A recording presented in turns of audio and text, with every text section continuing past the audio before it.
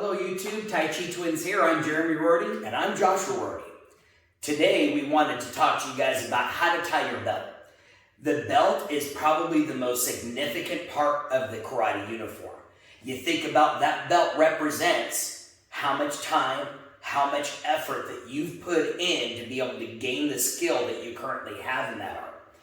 And we've been to numerous tournaments throughout our lives in the martial arts. And it never ceases to amaze me the amount of sloppy belt tying we see, even from black belts. And in my opinion, I would think that the black belts would be the one that would be the most disciplined on how they put their uniforms together. Taekwondo is a military art, and in pretty much every military, there's certain attention to details. How you dress in your uniform. Are your buttons straight? Are there any wrinkles? How do I tie my bed? Can I bounce a quarter off of it? And these little details, we talk about this all the time in our self-defense videos, are very important when it comes to combat. So there are two different methods that we show for tying the belt. We show one way to beginners, a really easy way, and then there's more of a traditional way. Let's show you how it's done. I want to start off showing you the easy way to tie the belt. This is how we show all of the beginners when they first come to us.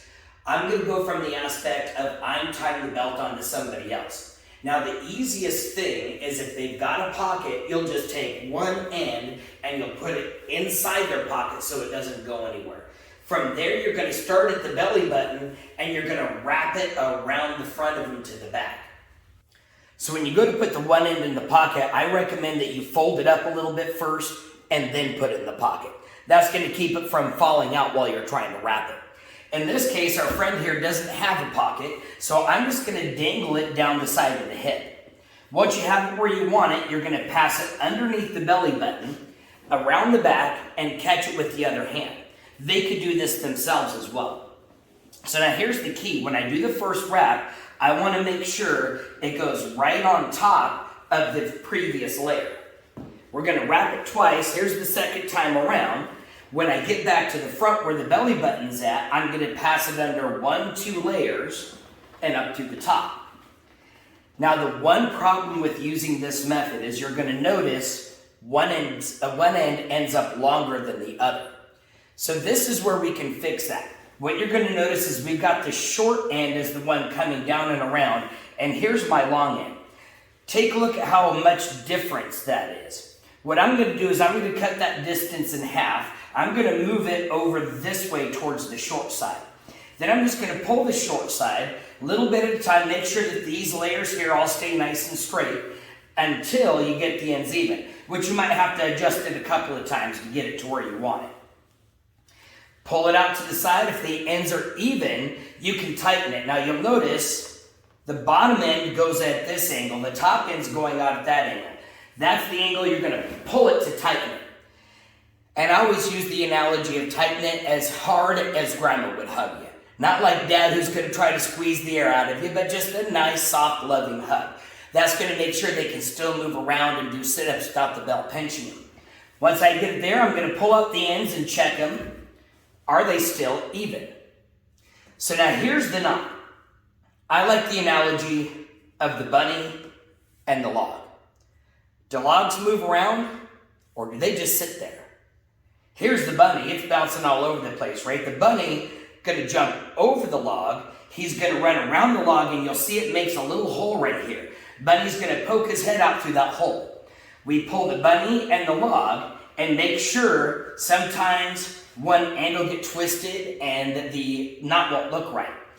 Turn it so that it's straight and then pull it tight. Once you get there, 2 pops locks the knot.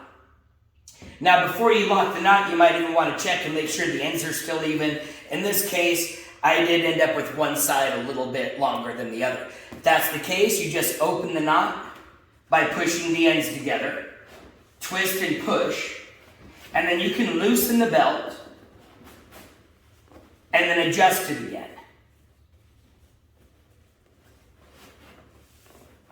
Check it before we do the knot.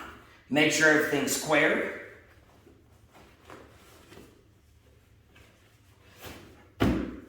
Now the ends are even. So let's take a look at an evenly tied belt. First thing I'm going to point out is the ends. You notice how they dangle down the same length. If one end's short and the other end long, it makes the entire uniform look lopsided. Now, if we look at the knot, you'll notice it's nice and square. There's no twists or folds. And on one side, there's an end that you can keep your quarter in so you can play Street Fighter after class. If we go around the belt, you're going to notice there's no twists. It looks like one belt all the way around. It's not even crossed in the back. If it looks nice and even, that helps the uniform look crisp and clean and shows that you had attention to detail at the point that you tied your knot. This is what we typically see when somebody ties their belt, not really knowing what's going on. One side's poking up, the other side's pointing down. You can even tell from here that the ends aren't even and the whole thing just looks sloppy. As I go around it, you'll notice it doesn't look like one belt. It's crossed. And this doesn't show a whole lot of focus when this person tied their belt on. And again, amazingly, we'll see black belts with their belts tied exactly like this. It doesn't show the level of focus and attention to detail that a black belt should have. Now I'm going to show a more traditional way of tying that belt. A couple things I want to talk about first. You're not supposed to wash your belt, and some people feel that the reason you don't wash your belt is because your skill lives in this belt, and if you wash it, you're going to wash all the skill out. That's a bunch of malarkey. Your skill lives here. The belt is really just a representation of your time and skill and knowledge that you've put into the art at this point. You're supposed to treat this with respect. So like sometimes I see kids, they got their belt and they're walking along and they're dragging that belt behind them.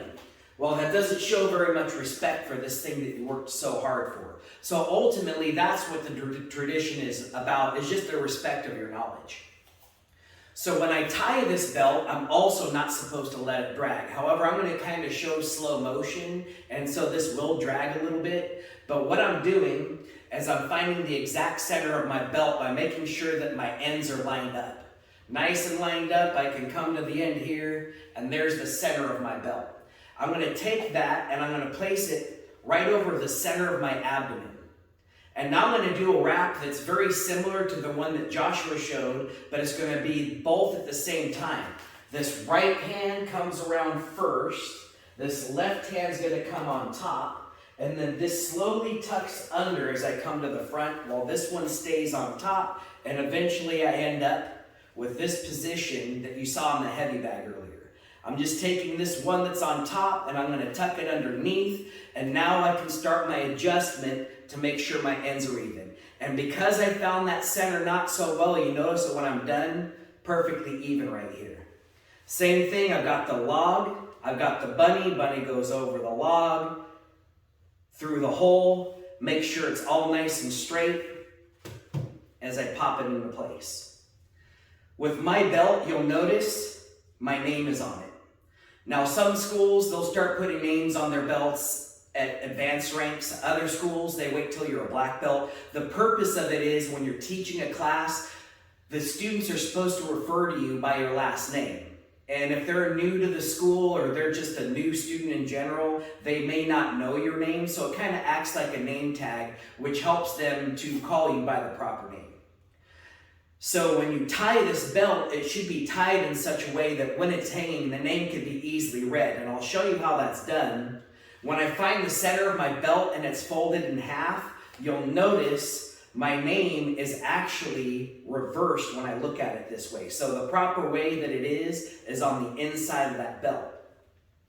So now when I do this tie, that name's on my right side. I'm going to do this quickly so it doesn't drag the mat.